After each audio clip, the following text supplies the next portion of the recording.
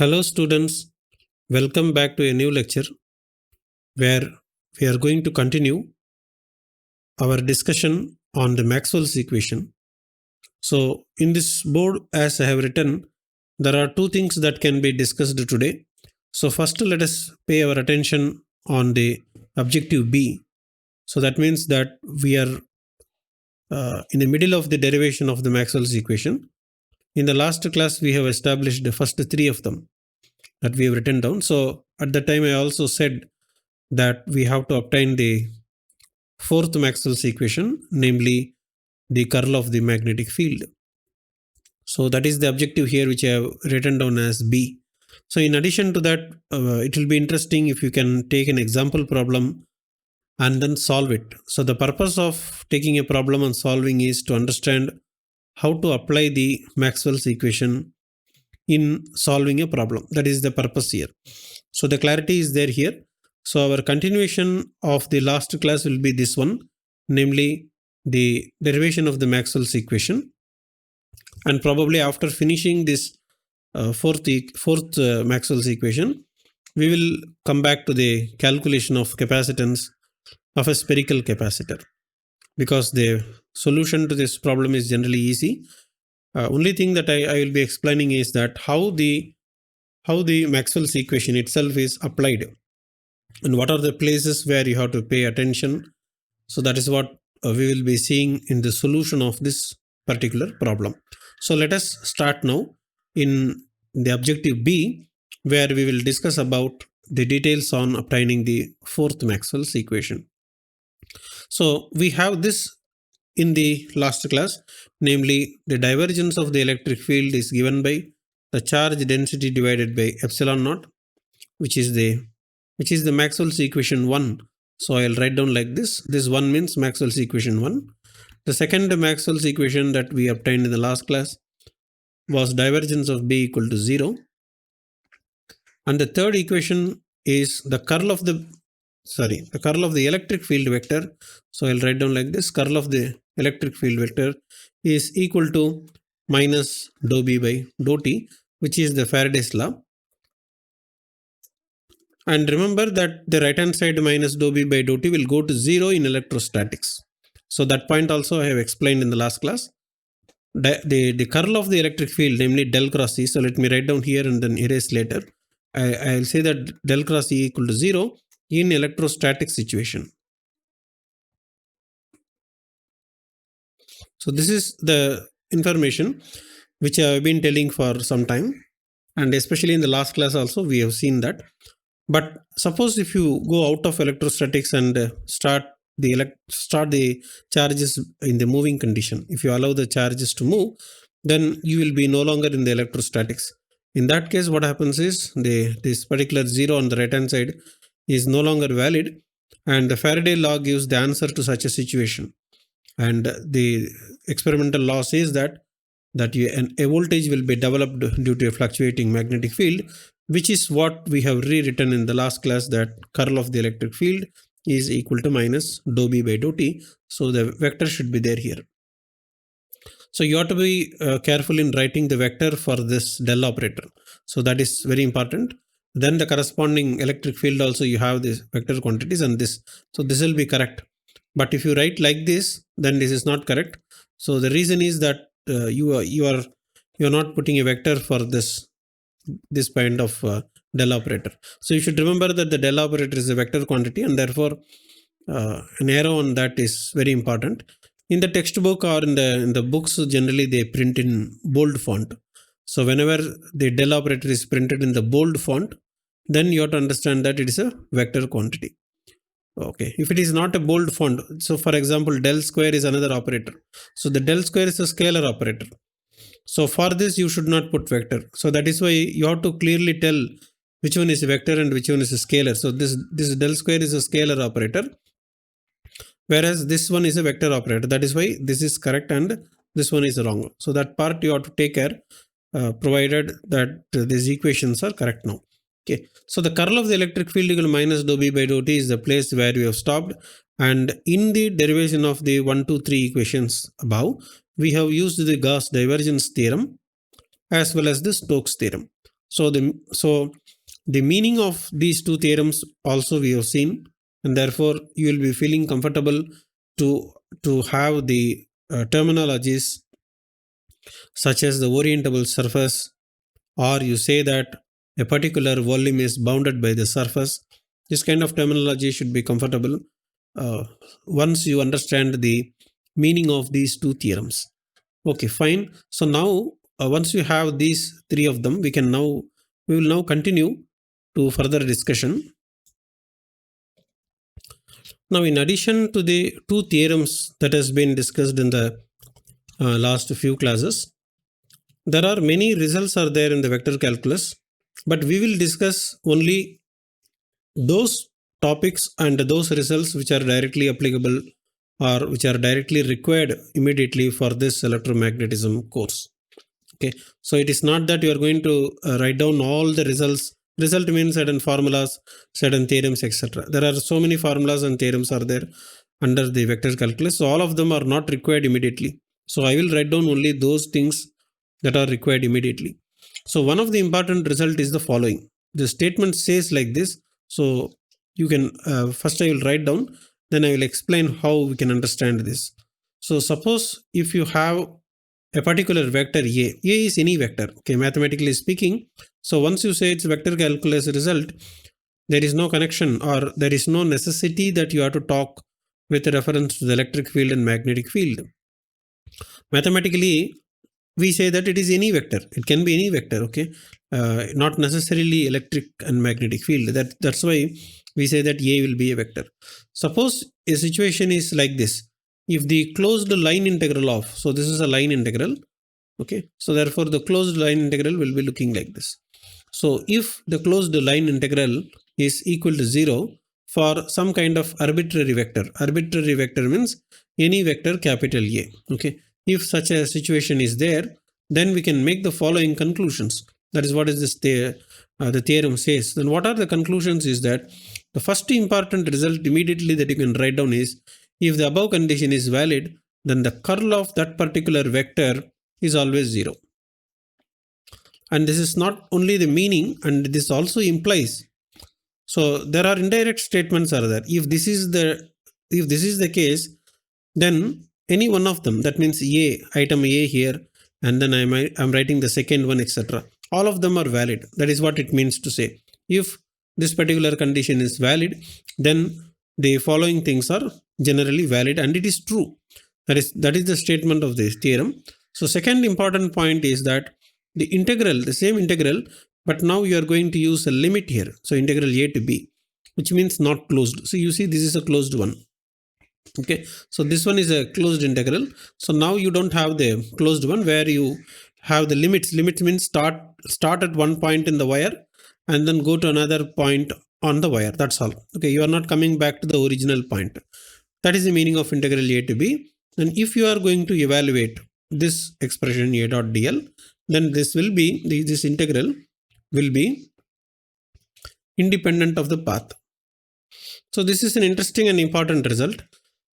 It is independent of the path from A to B. That is how mathematically you write. In our electromagnetism, we understand like this. It is very easy to understand this expression integral A dot dl. Now what you do is, for the purpose of understanding, what you do is you consider this one, namely, let me write down, then you can easily follow what it is. Let me put a line here, so distinguish. Okay. Now what you do is, instead of saying A dot dl, here A dot dl is right. This is A dot dl. Let us consider E dot dl. Now what you know already from the electrostatics is that the integral E dot dl represents the voltage. That is the physical meaning. If you are going to evaluate the integral of the E dot dl, if you evaluate this, then this actually represents the voltage. Therefore, I'll say that this is a potential difference. So we can write down some voltage. Now the limits are there A to B. So which means that if you are going to substitute a limit from A to B, for example, the meaning is it is the potential difference between the points B and A. So that is what it's the meaning. And because we are choosing some reference point and a minus sign is attached. So minus sign is coming basically because of the reference point where the potential is 0. Okay, in the very beginning of our electromagnetism course, I already explained you that the potential is taken as 0 if the charge is kept at infinity. So that kind of reference condition is there. Because of that condition, the minus comes. Otherwise, there is no need of a minus, mathematically speaking. So, okay. So minus integral, if you are going to start from A to B, if you do that, then instead of saying voltage, we can say it is a potential difference. Now, you can easily understand how the difference comes into picture. If you are performing integral A to B, f of x dx, how do you write? The answer is known as f of b minus f of a. This is how you write, right? Where the capital F is the function after doing the integration of the small f. Capital F and small f are not the same function. Okay, you evaluate the integral. After that, you substitute the limit b first. So that is what I am writing. Evaluate the limit b. After that, you evaluate the limit a here and then subtract. So this minus that. So this minus that is called difference. Now you see here the word difference is there here. The potential difference. So why the difference comes now we can understand that this integral tells you the potential difference between the 2 points. What are the 2 points means? It is the point B and the point A. So we say that it is the electric potential at the point B minus the electric potential at the point A. So this is the meaning of this equation, minus integral A to B E dot dl. The purpose of putting the minus is purely due to reference point being chosen to infinity as 0 of the electric potential. That is the reason. Okay, so if this point is clear, then whenever E dot dl comes, you don't have to worry. It is representing the electric potential and therefore you feel comfortable to work with. So let us see further discussions. And therefore, instead of this, a more general way of writing like this is that minus integral. So rather than saying, VB minus VA, it is more comfortable to write down like this, minus integral, negative point, because when a circuit, you see, you have an electric circuit, then you will say that which is plus, which is minus. Most of the time we will be dealing with, right, where is the plus and where is the minus in a circuit? Positive of a battery, negative of a battery. So plus and minus will be the most frequently used reference point rather than saying the point number A, point number B. A and B is fine, but this is better, or an alternate way of writing the same equation will be like this. Minus integral minus to plus E dot dl is equal to the electric potential at the positive terminal, because this plus will come here. Here you see this B is coming here. That is what it is. Then minus the electric potential at the negative terminal. So the same equation what we have written down here is exactly what is now written down, particularly for the electromagnetism. Okay, here A is any vector. Okay, here E means electric field vector. So if you perform the integral of the electric field vector, I'll be getting the electric potential. Then if you subtract like this, then this is known as the potential difference. So therefore, this particular result is very important, and therefore you keep this when you are going to work with some problems. Okay, you'll have to use this expression in order to calculate the potential difference between any 2 points in the circuit. So that point is clear.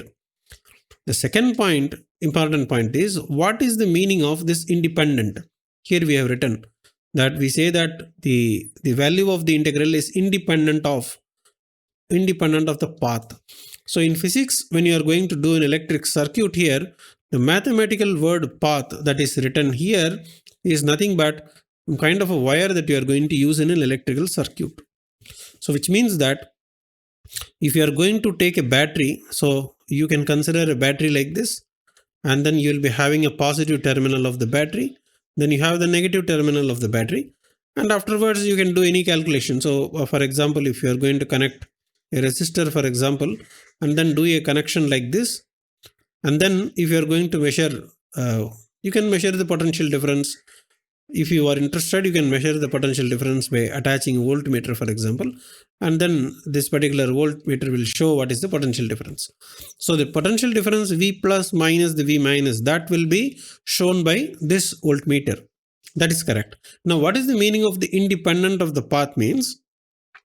It doesn't matter whether the wire is of this length, that is, if the wire is following this kind of a rectangular shape, you see that it is following like this. But practically, are you going to take a wire of this kind of rectangular shape and connect. That is what you have to think. And practically what happens? Practically what happens is that when you have a battery like this, you already know how it looks like. You simply connect a wire here and then take a wire and then you will be attaching a resistor to this situation. So I'll draw the resistor like this. So that is how schematically you connect the resistor, then join one wire here and then bring one wire and then connect it to the voltmeter that you have. Then take another wire and then connect it like this. So the wire will be of any shape. When the wire is of different shape and a different length, you see that this is the path. Path means if somebody is walking like this, this is the path. You have to follow the white color cursor. This path is different from going like this and coming like this. So you see that these two things are different path. Okay, mathematically speaking, this is a different path that the electrons are traveling and coming. Okay, our conclusion says that vector calculus says that as long as you are going to perform this kind of an integration from A to B, where A and B are any 2 points. For example, this can be A. It doesn't matter what you choose. This can be A and this can be B. So like this, A and B can be any point in the circuit. If you are going to perform an integral like this, the value calculated with the value obtained by simplifying this integral will be independent of the path. That means if you are going to connect the voltmeter here, whether the wire is in the rectangular shape like this or the wire is some kind of an arbitrary shape, okay, whatever be the wire, whether it is lengthy wire or small wire, whether the wire is in the form of certain shape, irrespective of whatever be the case, your voltmeter will show the same value given by the potential difference. So that is the meaning. So now you can understand the statement of the theorem in the vector calculus, and in practice you also feel that. Okay, so this is much more comfortable for getting a feel from the experiment. Whereas if I say curl of A equal to 0, then it is difficult. In practice, how do you visualize that? That will be a little bit of difficult. But the conclusion is that this A, that means the result A and result B are identically the same. It is only a different way of telling the same thing in a different style. Okay, the same information is being transmitted in a different style. The second style talks about the line integral. The first style talks about in terms of differential operator. That's all about. So all these things are true only if this condition is very important. Only if this is true only, then this is possible. And in our case of battery problem, you always know that the closed integral is always 0. That is always clear, because you start from the point number A and then you travel all along this and then you come like this, you again come into this, then again go inside the battery and again come back to the original place A. If you come back to the original place A, then if I take one voltmeter here, voltmeter has 2 terminals, right? So this is a voltmeter that is going to show the needle, that is the voltage. One terminal you connect it to this particular point A, the another terminal also you connect it to the same point A. That is called a closed integral. Now you understand what is closed integral? This is the meaning of the closed integral. If 2 of the points are connected to the same point, then how much voltage will be shown by the voltmeter? The voltmeter will show 0. That is the 0 that is there here on the right hand side. So therefore you can easily understand that when this is true, only the other things are possible. And in our circuit theory, this is very much true. If you take voltmeter and connect both the terminals to the same point, it is an example of closed integral, and therefore it will always show 0 voltage, and therefore this theorem is applicable. And this is very important result. So just note down this one: minus integral minus to plus. What is this minus? What is this plus? This is the minus I am talking about. This minus is there right here. This minus. This is nothing but this minus. In the battery, you have a minus terminal or negative terminal. That is the meaning. Negative terminal, and this one is the positive terminal. So from the minus to the plus, if you are evaluating the integral in a given circuit, then that will give you the potential difference. So this is the most practical form of the equation that is required. This minus, if you make any mistake, nothing will happen. You get a negative value. That's all. Instead of getting plus 10 volt as the answer, you will be getting minus 10 volt as the answer in case if you interchange them or do a mistake with a minus. That is equivalent to that is equivalent to interchanging the two terminals in the voltmeter, because voltmeter has two terminals, right? You'll have to connect the plus to the plus and minus to the minus. If you interchange the wire, what will happen? You'll get the negative voltage. That's all about it. Okay, so there is nothing more complication than that. And therefore, once this is clear, now one of the important theorems of the vector calculus is now clear. So this is one important theorem. And in addition to that, in addition to A and B, so now A is over, B is over. In addition to A and B, there is a C here. Okay, so I think there is no space. Maybe I will go down here little bit. So in addition to A, B, there is an important result further, that we can always write the electric field as, not the electric field, because mathematically, right? This is mathematical theorem, and therefore I will say that this is any vector. So any vector A in that particular case can be written as the gradient of a scalar quantity. So this is known as the gradient of a scalar. So this is the original vector that you are considering. So you should remember what is A here.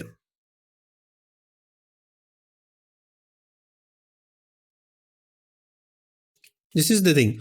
If there exists any vector A for which this particular situation is true, then only ABC is valid. So A is clear, B is clear. So if this condition is true, that means if the curl of the 0 is equal to 0, or if the closed integral is 0, or if you say that integral A to B A dot dl is independent of path, okay, whether it is this way or that way, they are all identically meaning the same. That this means it is possible to express the given vector in terms of gradient of another scalar. Okay, it is only the job of finding a scalar. Okay, that's all about it. And this is not, by the way, I would like to tell you that since electromagnetism is generally taken after studying the mechanics, this point should be clear to you, because in the mechanics you have already studied the conservative force. Okay, gravity you already studied, that's the conservative force. And if you say that the gravity force is written by the F, then gravity is a conservative force, which means that the curl of the gravitational force is 0. You can always show that. And this indirectly implies, or it directly implies, because of this theorem. If you say this theorem, then according to this theorem, the gravitational force can be written down as a gradient of a scalar potential. And in mechanics, generally we use V for the potential energy, and therefore capital V can be written. In electromagnetism, V is voltage. Now this is in mechanics. In mechanics, capital V is used for potential energy. And for reasons of having a reference point, a minus is attached. So remember, minus is attached only for having some reference points. Okay, what is your zero of the potential energy? That is defined. Otherwise, minus is optional. Okay, here you don't have minus.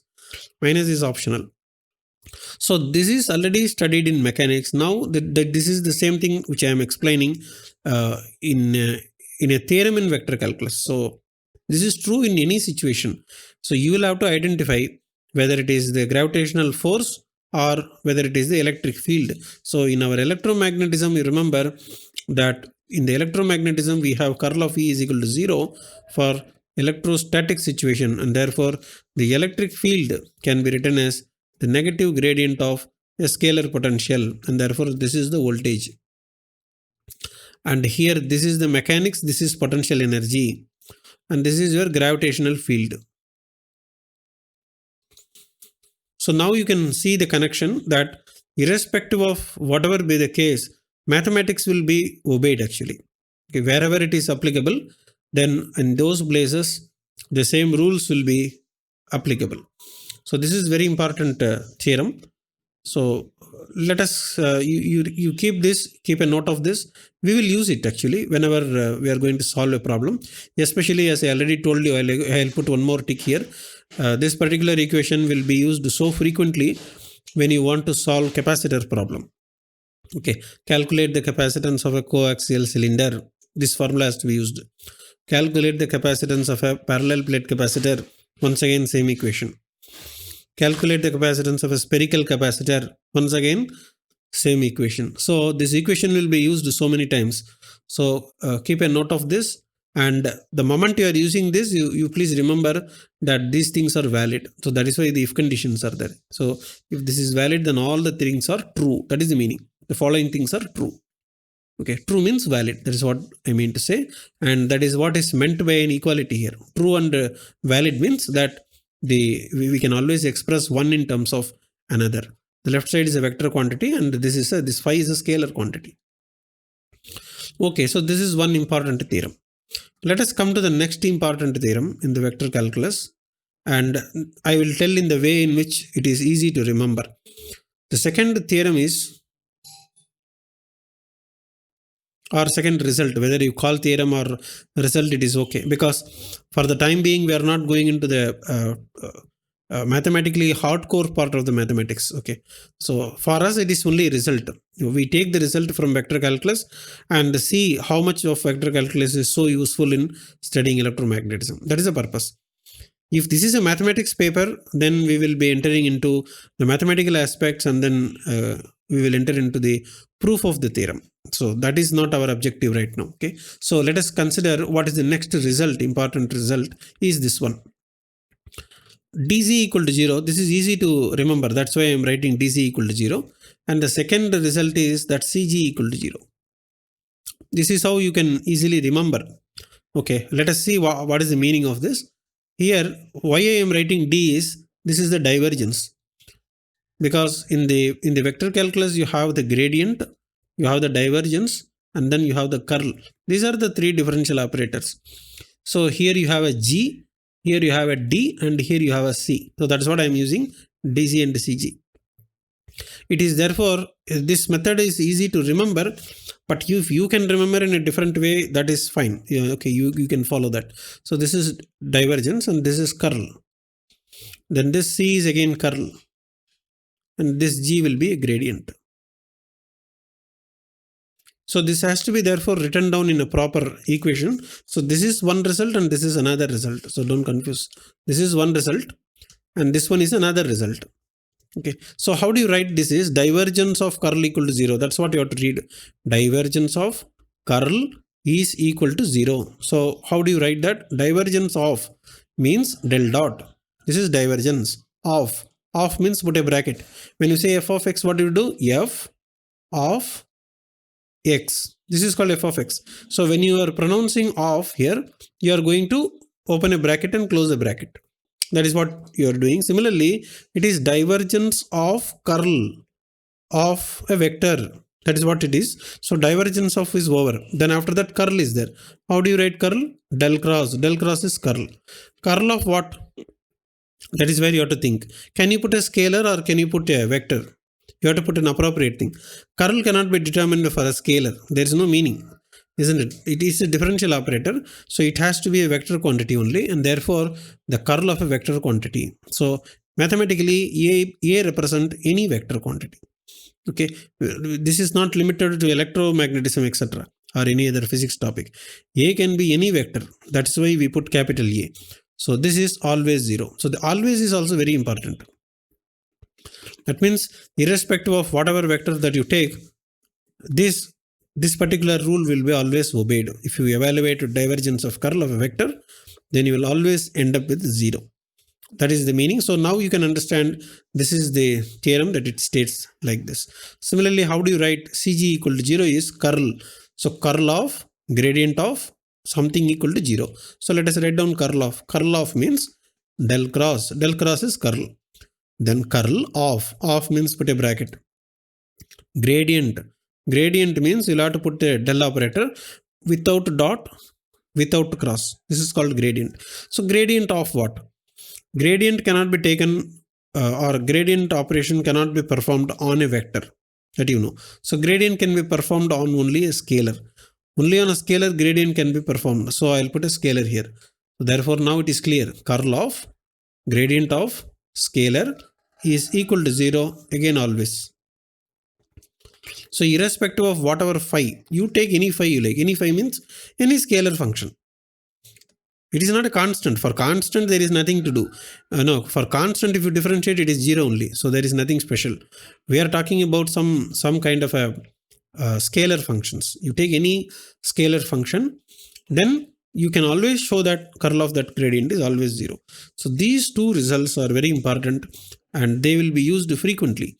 We will be using this result frequently in our electromagnetism.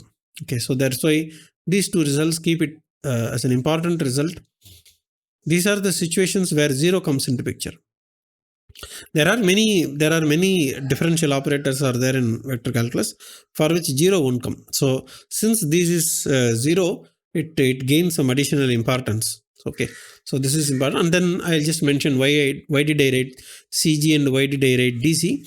It is just easy to remember. DC means, because we are studying mechanics and electromagnetism, we can easily say that something like DC current and this is something like center of gravity. Okay, something like this, you can, it is some kind of memorizing tool. Okay, this helps you to remember. If you don't have anything like DC equal to 0 and CG equal to 0, you write this equation that is there in the box. Means yeah, you can write, but sometimes you may make mistake. Okay, such kind of thing should not come. So that is the reason why I am doing like this. And let us now proceed further. We will use these two theorems. So remember these two expressions, and whenever required, we will be using them. Okay. So now, after finishing this, let us see what can be done in order to get the fourth Maxwell's equation. Because I already told you that today's objective will be to derive the fourth Maxwell's equation. And now that we have seen some basic results of vector calculus, now we will jump into the fourth Maxwell's equation derivation. Okay, so the fourth Maxwell's equation is related to taking curl of the magnetic field vector. How do you know that it is related to the curl of the magnetic field vector? Is by comparing this one. We have already seen the first three Maxwell's equation, right? We have taken the divergence of electric field, divergence of magnetic field.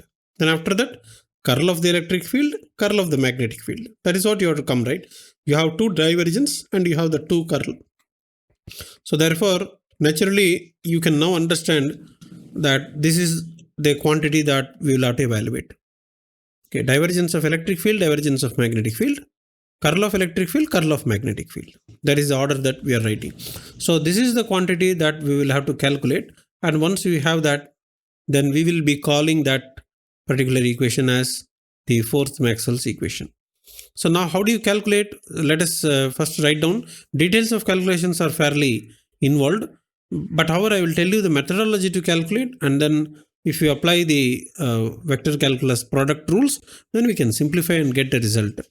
So the starting point will be to write down the Biot-Savart law, which you already know that this is mu naught divided by 4 pi. Then we have the integral of the current density J of r prime. Then you have a cross r divided by, sorry, this r is not, script r we will have to write down. So let me write down that. So this is cross r cap by r square. Then we have a d tau. So this is the statement of the Biot-Savart law, which is also we have seen this in the last class and the one class previous to the last class. So and I also explained you why we have written r by r square separately. Okay, earlier we used to put a continuous line here, right? This is a division line, so you can actually put up to this. Like this you can write down for the dividing. But however, the why this part of the portion is not written, why only r by r square is separately shown, that part I explained in the last class. Because in the vector calculus you have exclusive result for divergence of r by r square and the curl of the r by r square. So that is the reason you already have that. So because of that reason, we will be writing like this. So this is the first step. After that, what you'll have to do is you'll have to take the curl of the B vector. So which means that we will be taking the curl inside. So let us therefore evaluate this mu naught divided by 4 pi. Then you have an integral of the del cross of the entire thing. You have the entire thing, which means that you have, it is J cross, you have r by r square. Then you have a d tau prime. So that is the meaning. Now what happens is, as you see that this is del cross A cross B. it is something like this. So this looks like, this is like del cross some mathematical vector A, then again cross some other vector B. So I need a formula for this. These are called product rules. Okay, so these are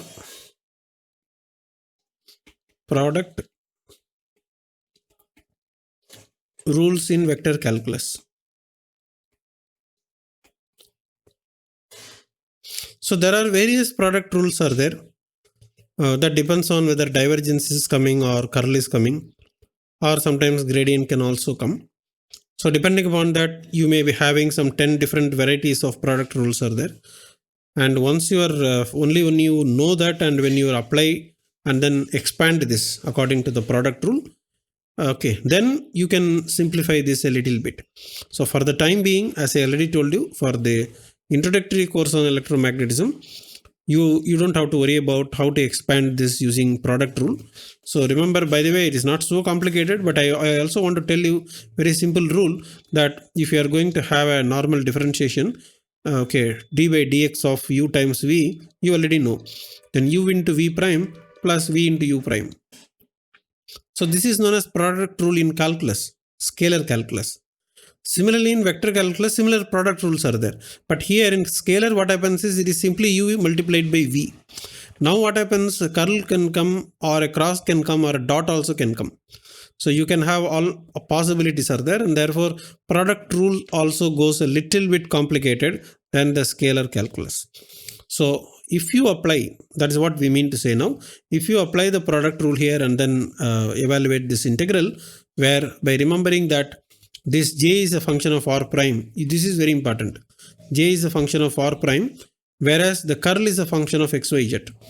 Okay, so this point only I will write down, and noting down or noting the point. What is the point that you are remembering is noting the point that J, that is a current density, is a function of the primed variables. That means x prime, y prime, z prime. So it's a function of primed variable, and whereas the curl operator is not so. Curl operator is a function of what? Curl operator is a function of x comma y comma z. You know what is curl operator, right? That is already known to you. There is nothing new for you.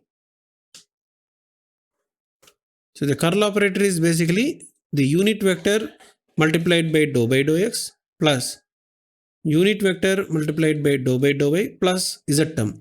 So what is there here? This is x, this is y. Therefore, the curl operator is a function of x comma y comma z, whereas the current density will be a function of the primed variable x prime, y prime, z prime. And you already know that the current density and the electrical charge density will be always primed variable. That you already know starting from the very beginning of the electrostatics or this course. I have been explaining that. That is what is explicitly written down in the first step. You see the primed variable here. Okay. So these are the things that are required if you want to simplify this equation. If you do all the simplification, let us write down only the result, because for you the complete derivation is not there in your syllabus. If you are going for a second course or a graduate study in the electrodynamics, then you'll have to do the derivation. At that time it is there. Okay. So for now, we will say that if you are using all these ideas and then simplifying this particular equation, okay, let me call this as equation number 1. Then if you simplify, the equation number 1 becomes fairly simple, that it is equal to mu naught into J. As you see that there is a mu naught is there, and then J is also there. Okay, this 4 pi is generally, it will get cancelled if you are having some, spherically symmetric situations. Naturally 4 pi will come, and so this can disappear. Similarly, when you are discussing the divergence of electric field, you see here, in the case of the divergence of electric field, what was the value? Divergence of the electric field is rho by epsilon 0. So where is 4 pi? 4 pi is not there, isn't it? But in the Coulomb's law, what you do? 1 divided by 4 pi epsilon naught into q by r square. This is how you write the Coulomb's law. So therefore 4 pi was present there. Okay. So that is the same reason. So for similar reason, when you are performing the integration, the 4 pi will disappear, and we are now ultimately having this important result now. So this is an important result, the Ampere's law. So let me write down the name here.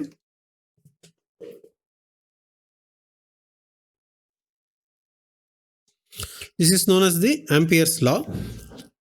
But however, we will not say that this is Maxwell's equation 4.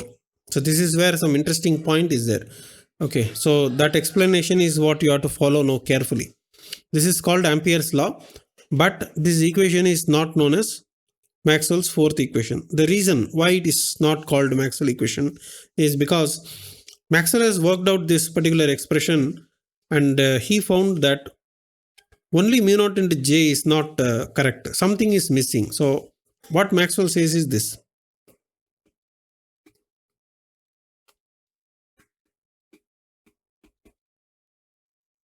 According to Maxwell, the del cross B is equal to mu naught into J plus some extra thing. One more term is there here. Okay, so if it is the case, so this has to be added here. Okay, that is the argument of Maxwell. Maxwell said that some term should be there in addition to the mu naught into J. Then only it is correct. Okay, if it is not there, then probably there is some mistake is there. Like that Maxwell has said. So according to Maxwell, the curl of the magnetic field vector should be having an additional term here over and above mu naught into J. So that was the argument made by the Maxwell. And we can always ask why there should be an additional term. So we will see that reason now, why it should be said. So the conclusion in that Maxwell is trying to say is that if you write only mu naught into J, then mathematically there is a mistake or mathematically not acceptable. But those who are doing experiment, they say that, okay, in experiment, if I perform an experiment and then compare del cross B and mu naught into J, we are able to verify. Verify means it's okay. Whatever is we are calculating, that is also measurable in our laboratory. Ideally, if you see what is curl of B, where from it came from the Biot-Savart law only. That is what we have done, right? In 1 minute back, that's what we have done. So you take the Biot-Savart law and then you have only taken the curl here. So this one. So therefore, Biot-Savart law has been done experimentally, and we verified that every time we do the experiment, this expression is valid. Okay, so if that is valid, and if these are the mathematical steps that we are doing, and mathematical steps are also correct because we are following some product rules in vector calculus, and then we have simplified and we got this answer. So this equation should be correct. That is what is the argument by experimental people. That is those who perform experiment and they have really seen their data. It all works nicely. So what's the problem? That was the question. But Maxwell says, okay, that's all fine.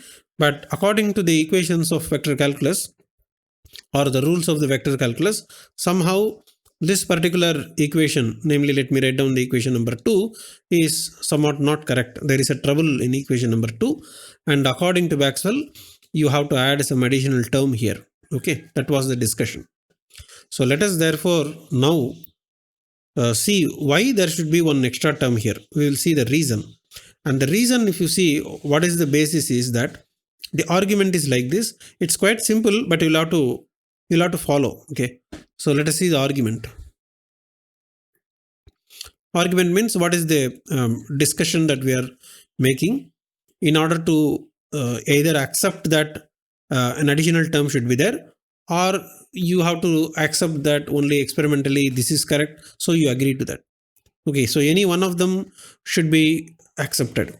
You can't say that both of them are correct, right? So that is where the place comes for the discussion. And the argument says is like this. What is the Maxwell's argument is that this is already just now 5 minutes back I explained. So you can easily follow. If A is any mathematical vector, okay, any vector, then just now we have written an important conclusion that the divergence of the curl equal to 0, DC equal to 0, right? So what is the meaning? I will be writing like this: divergence of curl of that particular vector quantity should be equal to 0. This is true for every vector, mathematically speaking. Okay, so this is a mathematics rule or a vector calculus rule. Now, what Maxwell is saying that if it is so, okay, so if it is so verify this. Verify means you'll have to check out. You check whether this is true for the curl of the B vector. Okay, so verify if means whether, verify whether this result is true for the magnetic field.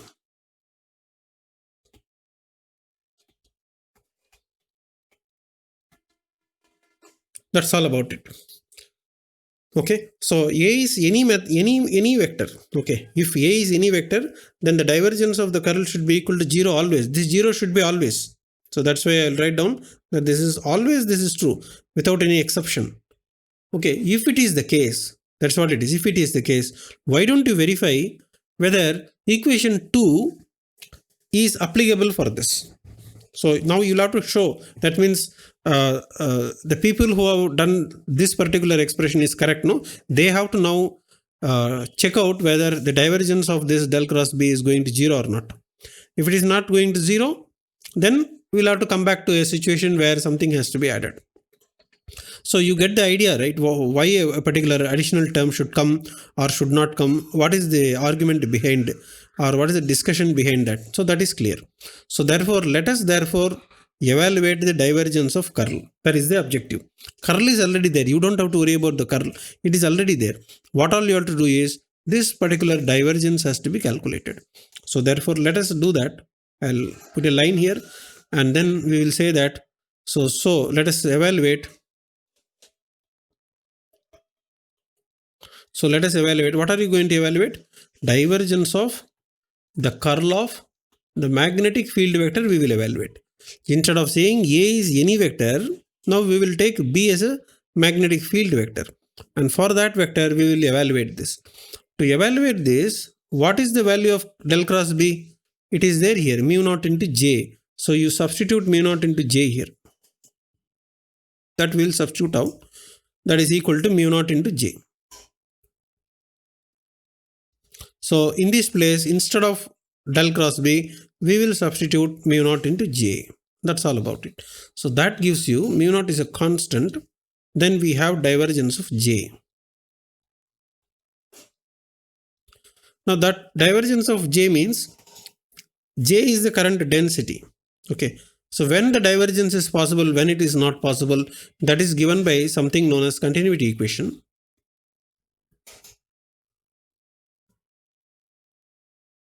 So if you get a doubt on this particular discussion, then you'll have to verify. You open your book and see what is continuity equation. It is quite simple. I'll explain now. Continuity equation means it is a divergence of the electrical current density is equal to the negative of the fluctuating charge density. So you know the connection between the electrical current and the charges.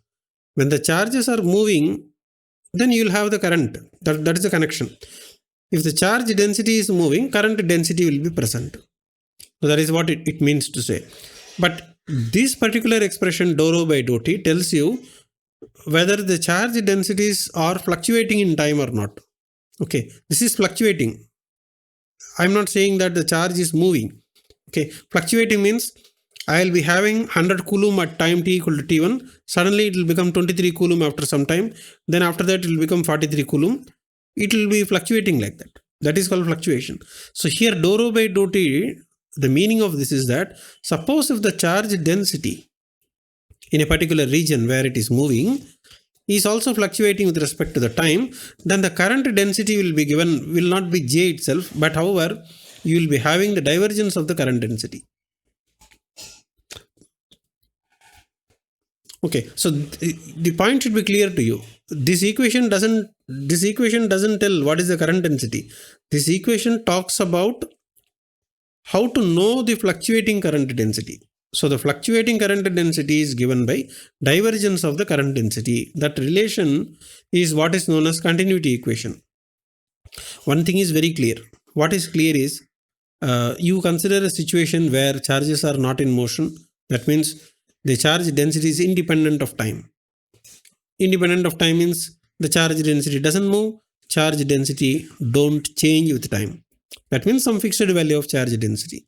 If the charge density is very, very steady, not at all changing, then automatically this quantity is zero, because dou rho by dou t is zero, right? So you don't have divergence. So current density will not diverge.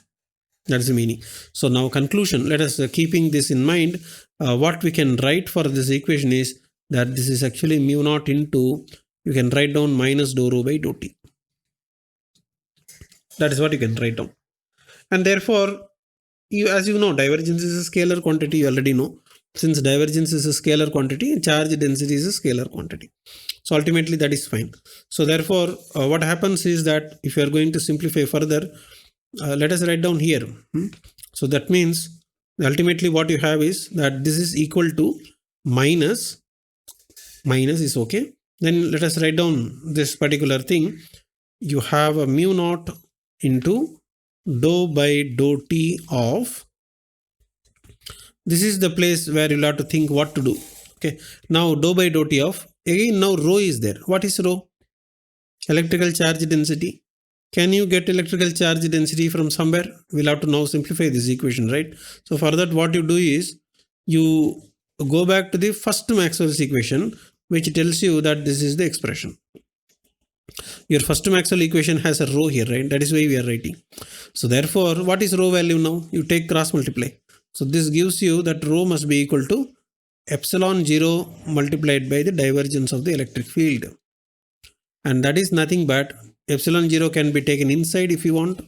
Then I can write down that this is epsilon naught into E. So therefore, rho can be written like this. Okay, this information is coming from the first Maxwell's equation.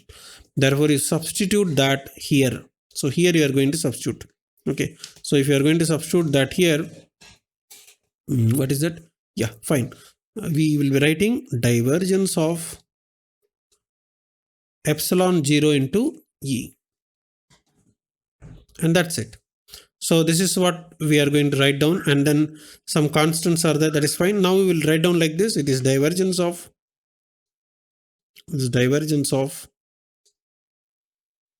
minus is there, so I'll write minus. Mu naught is there, write mu naught. Epsilon 0 is there. Then there is a partial derivative. Partial derivative of what? Of electric field divided by dou t. And that's it. And there is nothing to do now. We got it. So we have now got a divergence of this expression. So what is the left hand side? This is your right. This is your RHS, right? This is your this. Okay, let me not confuse further.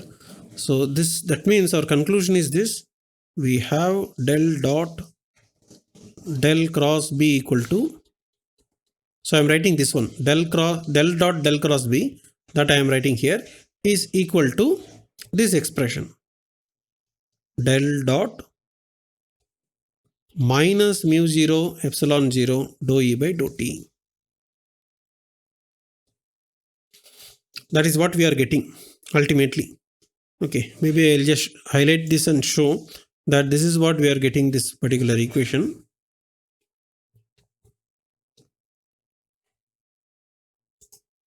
Okay, good. Now finally what happened is that, is this 0? Now you see that the RHS is not equal to 0.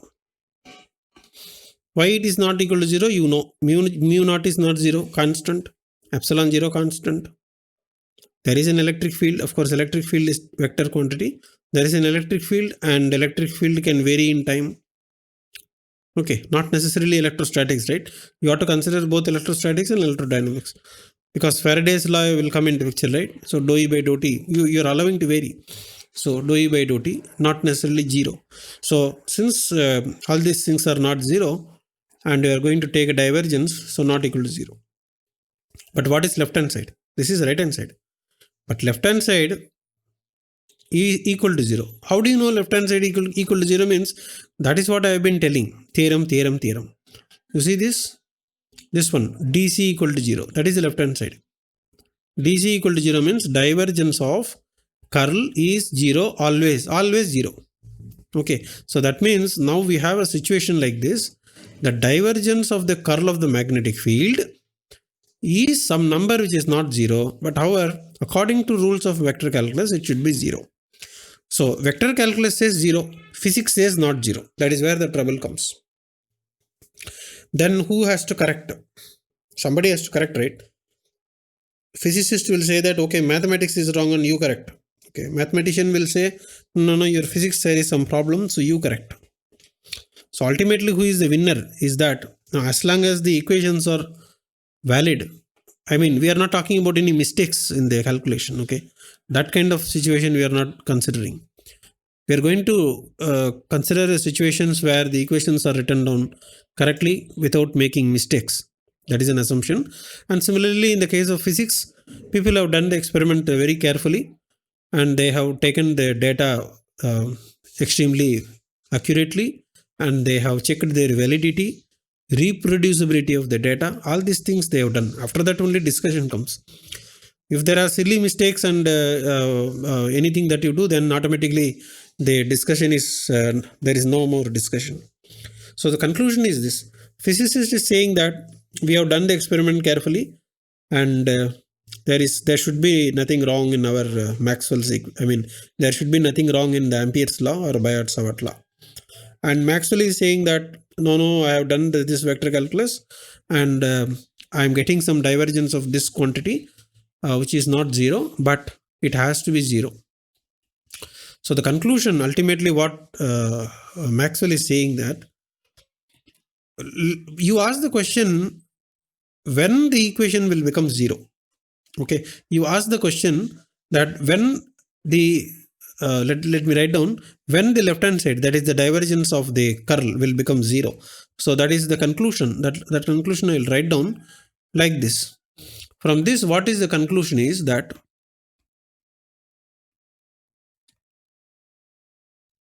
Maxwell is giving this conclusion. If the divergence of the curl is equal to 0 for the magnetic field,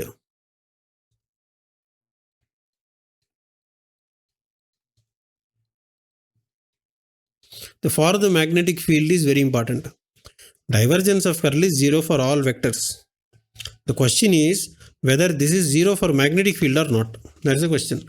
So that's what we are writing. If the divergence of the curl is expected to be 0 for the magnetic field, then what is the meaning is, then a term, what is the term is that is there here. You see the term, it is a minus of that is there, no? So let us add that. So a term plus, that is the negative of this, plus mu 0 epsilon 0 into dou E by dou T should be added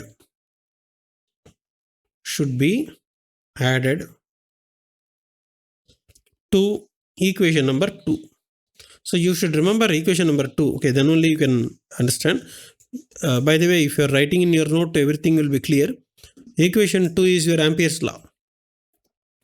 So what is the Maxwell is saying is that you will have to add a term. Now you understand that this is what is you have to add. So Maxwell says that you add a term. What term you have to add?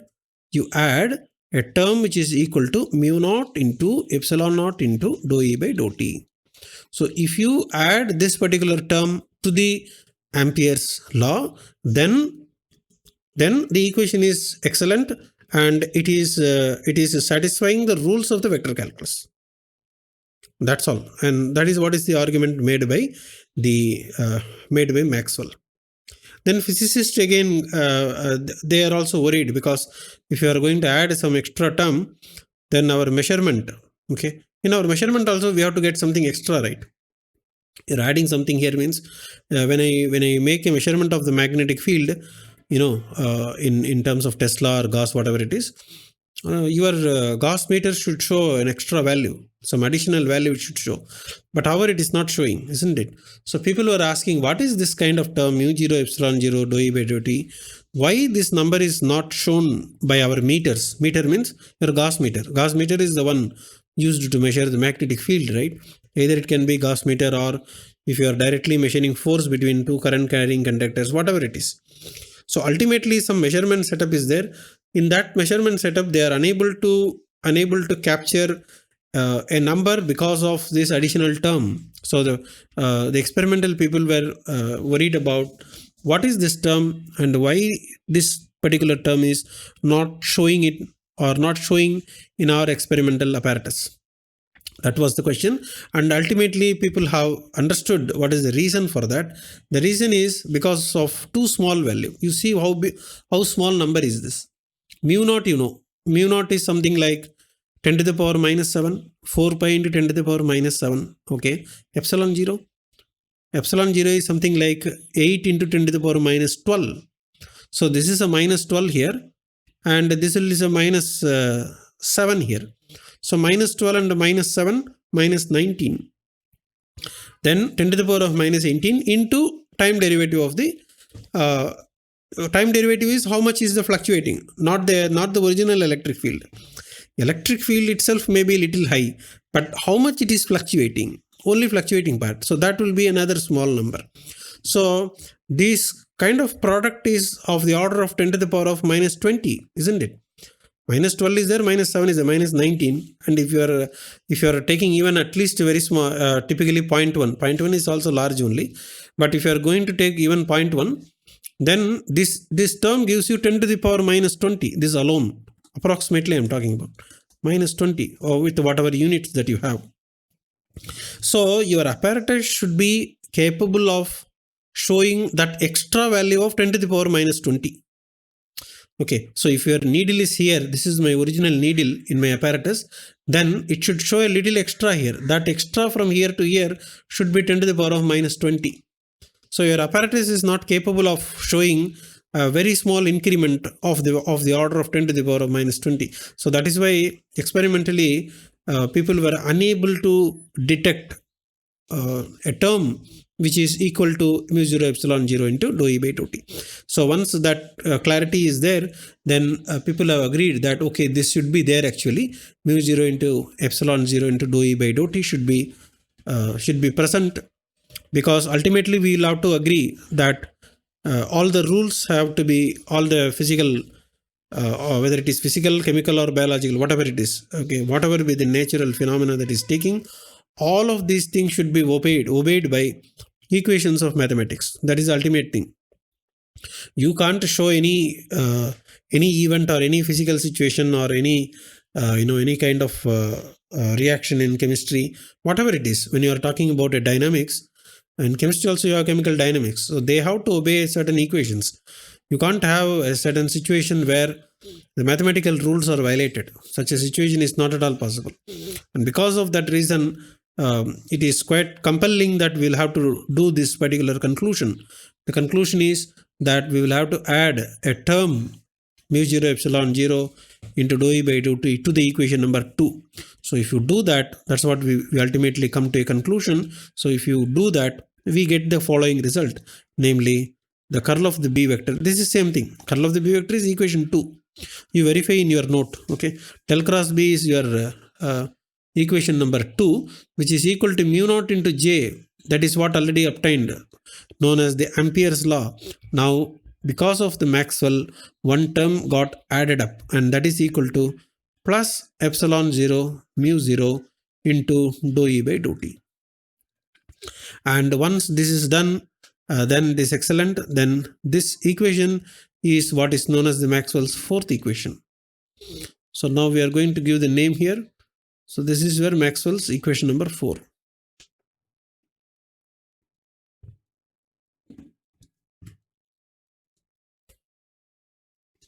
And an alternate name for this is Ampere, because already Ampere was involved in this expression. So Ampere Maxwell's equation. You have the corresponding alternate name for all of them, right? The first equation is known as Gauss law. The second equation is known as equation for the non-existence of magnetic monopole. That is this name, second equation. Third equation, alternate name is Faraday's law. So Maxwell's equation 1, 2, 3, 4 will have the corresponding names like that. So ultimately what happened is that we are now making a big conclusion. We are making a bigger conclusion now, saying that in the entire electromagnetic theory, when you're going to study, it's all about studying the 4 Maxwell equations. That's all about it. Okay, whether you are going to study the physics of the electromagnetic wave propagation in free space, or whether you are going to study the propagation of light in fiber optics, or whether you are going to study how the electromagnetic waves will propagate in the rectangular waveguide. Whatever physics that you are going to study, these are the 4 Maxwell's equations that comes into picture. And therefore, these 4 Maxwell's equations are the foundations of any course on electromagnetism. And I think that this is probably this place we can stop here.